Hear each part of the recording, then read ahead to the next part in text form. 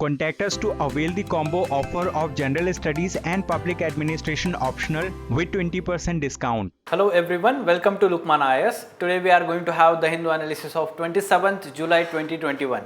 Let us see which are the important articles from today's The Hindu newspaper. Yes, these are the important articles. For mains purpose, these are the important articles from page number 6 editorial page and some other articles. For prelims purpose, these are the developments. Let us take overview of all these articles. First article, Wounded Mountains. So on page number 6, this particular editorial is having the context of recent landslide in Himachal Pradesh, Kinnor district. Okay, so this incident, and again one, let's say, scientific study about this changes in the land use in that Kinnor district has disrupted its ecology, and which is resulting into such events of landslide in that region. So context of both articles is the same, and the editorial is discussing how this Himalayan fragile ecology is being, let's say, changed through various developmental projects in that region, both Himachal Pradesh, Uttarakhand state. So that is harmful, and it may lead to further such natural we can say calamities in that region. Okay, so from GS1 paper geography, this is important. Then evaluating India's options in Afghanistan, GS2 paper international relations, IR section. At the same time, India engages Taliban but questions Pakistan's support. The view of our Minister of External Affairs. Okay, so context of both articles is the same. US is withdrawing from Afghanistan, and then the peace in Afghanistan is going to be, let's say, challenged here because Taliban is extending its dominance in the Afghanistan, and India's interests are to be secured. So what are the options available to India in Afghanistan? The article is discussing from that perspective. Okay, so we'll take input. And finally, for prelims examination, Thane Creek Sanctuary, the Thane Creek Flamingo Sanctuary is proposed as a new Ramsar site. Okay, it is not finalized, but the proposal is given. So what is this Ramsar Convention on the Wetland Conservation? Basics about this is important for prelims examination. At the same time, which are the wetlands of international importance under the Ramsar, that is Ramsar sites in India, which are these 41 sites in India up till now. So the map is given here, we have provided. Finally, the practice prelims MCQ on today's current affairs.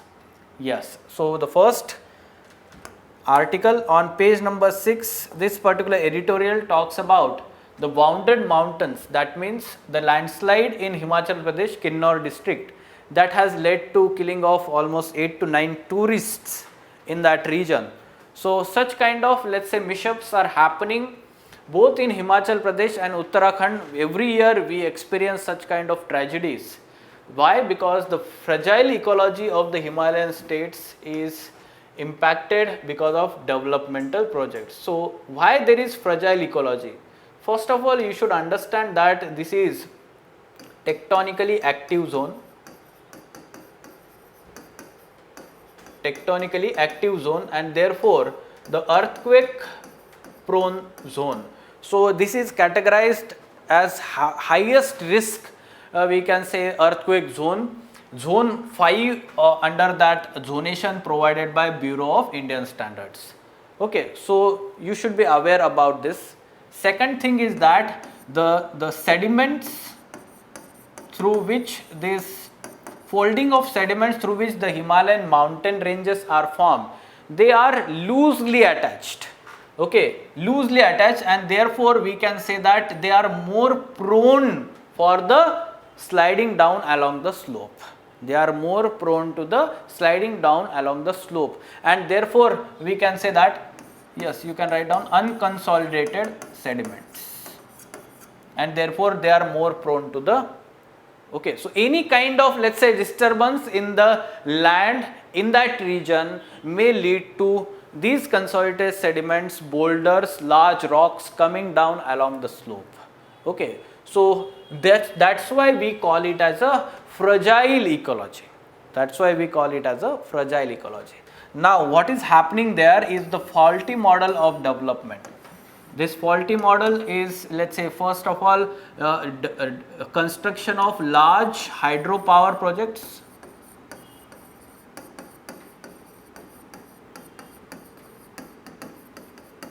That is actually changing the ecology of the region.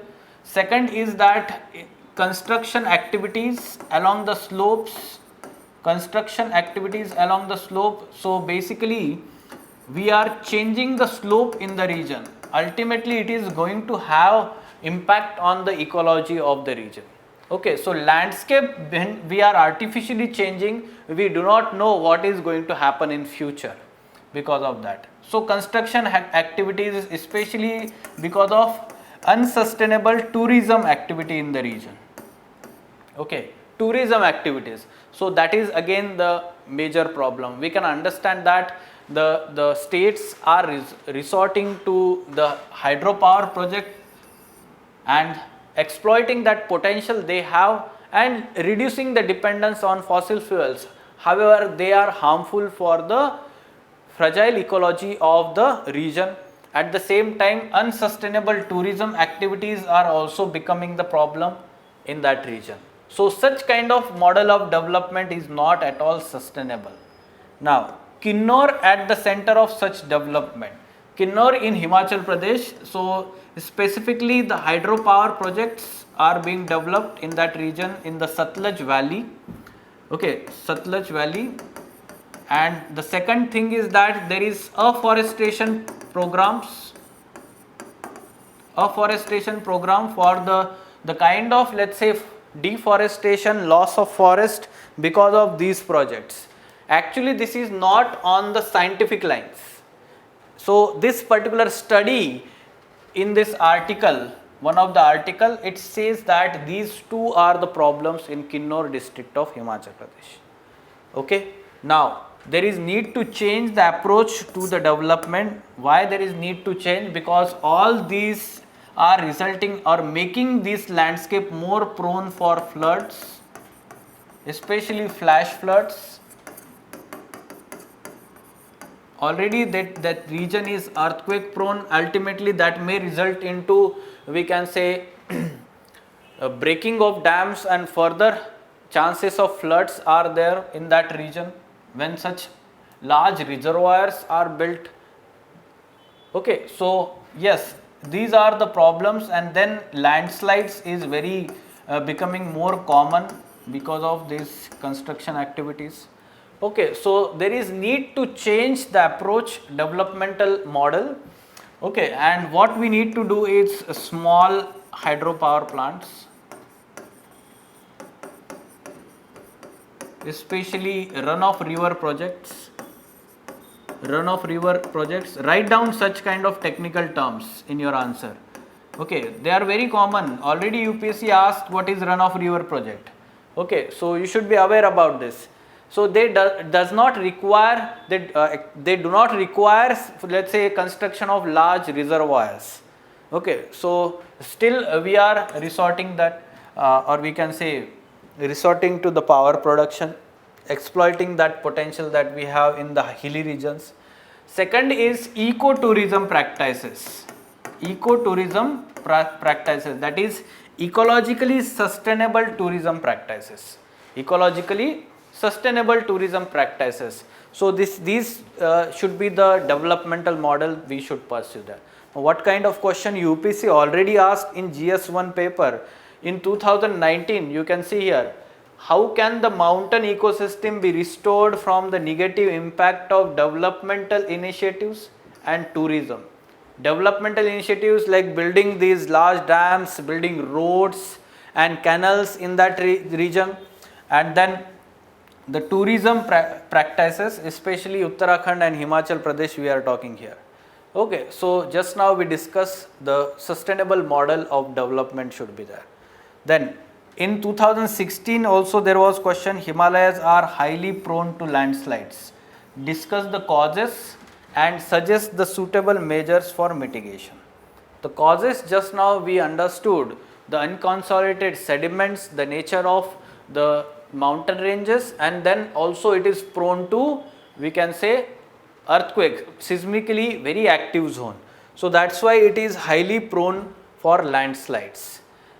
And then we can talk about the mitigation measures for landslides. Yes, let's say landscape development in that region should be on the scientific basis. At the same time, certain areas should be marked as landslide prone areas, and the construction activities should not be allowed at all in that region. Construction activities should not be allowed.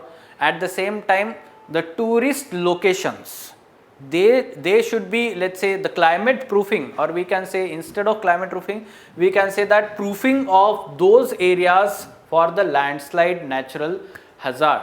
Okay, that can be done. So such kind of mitigation measures you can write down. Along with that, the fencing of the mountain slopes, especially along the roads, to protect the vehicles, the people from the harmful impact of those boulders, large rocks coming down along the slopes. This is done generally, we observe such kind of things whenever there are roads built in the Western Ghats, but the same should be implemented in the Himalayas also. Fine? Okay. Now moving on to next article, evaluating India's options in the Afghanistan. Now this particular article is having the context of US exit from the Afghanistan, and India is now more and more inclined towards engaging with the Taliban. So this is the context. Now US exit from the Afghanistan and focus of its on the East Asia. Now this is a very important shift in the US policy. Let us understand this first.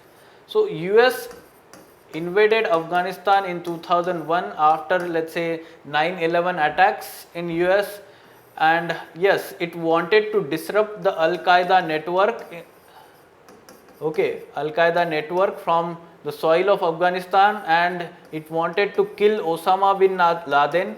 So this is how the major objective, the realistic objective of US in Afghanistan, this is achieved now.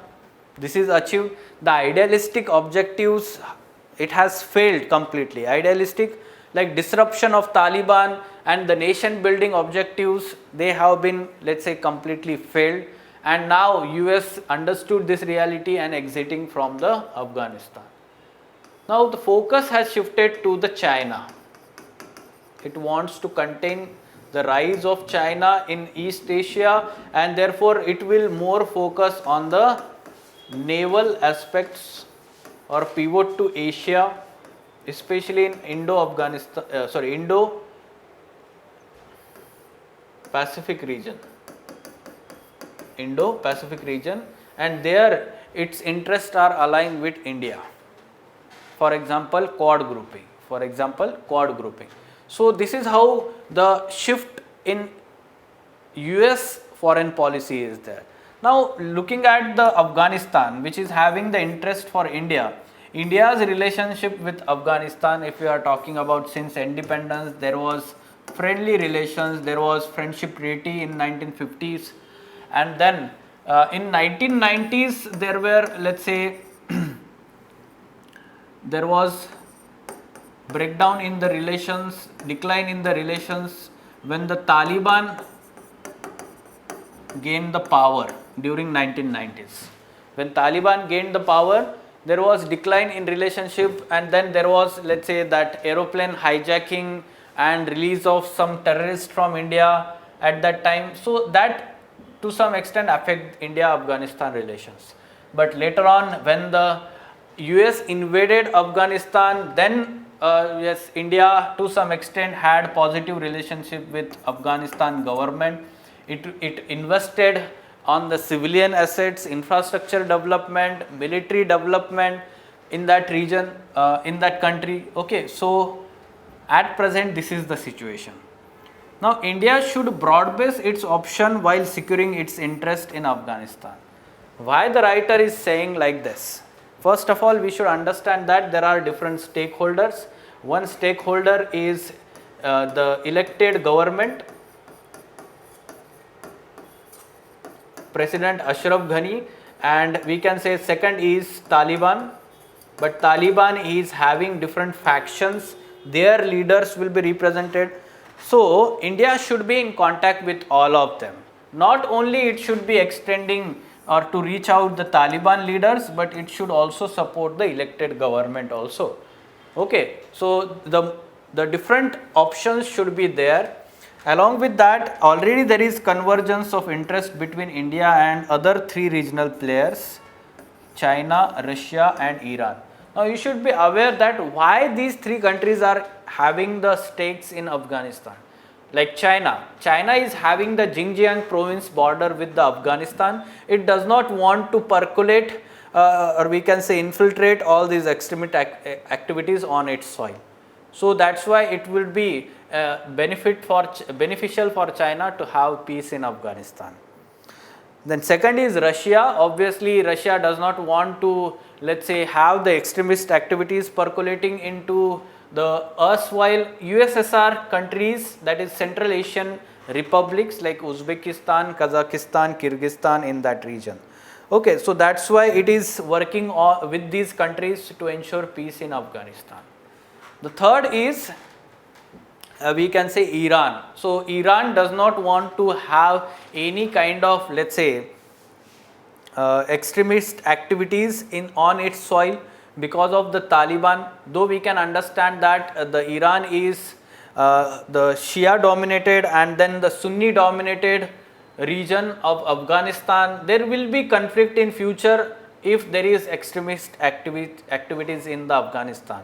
Already both countries were earlier against each other. Taliban was against Iran during 1990s rule, and Iran let's say had some kind of aggression against the Taliban ruled Afghanistan at that time. So it is the convergence of India's interest with these three, and therefore Indian government should also work in close cooperation with all these three countries. Okay, so this should be the approach. These are the options available with India. So there can be direct question like discuss the options available with India's foreign policy makers to secure India's interest in Afghanistan. So these are the different options. You can mention them in your answer. Fine? Okay. Now moving on to next article. Thane Sanctuary proposed as MMR's Ramsar site. MMR's here Mumbai let's say metropolitan region we are talking about. So yes, Thane Creek Flamingo Sanctuary. This is the only flamingo sanctuary in the country. Okay, so every year during the winter times these migratory birds, thousands of migratory flamingos, they reach this area, and this is very important we can say wetland for the conservation purpose, for the protection also. Okay, so now what is the proposal here? Proposal is for inclusion of this site into the Ramsar Convention. What is this Ramsar Convention? Yes, Ramsar Convention on wetlands of international importance, especially as waterfall habitat. Okay, so yes, this is the actual name. This was adopted in the Iranian city of Ramsar 1971, came into force in 1975. Okay, so 2nd February 1971, this date is celebrated as, we can say, each year World Wetlands Day, where we adopted on this date this Ramsar Convention. Now its secretariat is located at the headquarter of IUCN in Gland, Switzerland. Okay, so you should be aware about some factual information. In India became the party to Ramsar Convention in 1982. And at present so far 41 wetlands are covered in 19 states and union territories designated as Ramsar sites. 41 wetlands. Factual information is also important. Then the most number of Ramsar sites are there in UK 175, then Mexico 142. Fine? Okay. Now let us understand or have a look at these different sites. You can locate the recent ones at least. In 2019, 10 sites were added. In 2020 also many sites were added. This map is taken directly from Ministry of Environment and Forest and Climate Change of Government of India, Ramsar sites of India. So you can type on the Google, you can look at this particular or directly download this PDF, and you can have a look at different Ramsar sites and in different states, and their inclusion date and year is also mentioned here. Okay, so you should be aware the number also 41 as well as their locations, important Ramsar wetlands. Fine. Okay, so practice prelims MCQ. What should be answer to this question?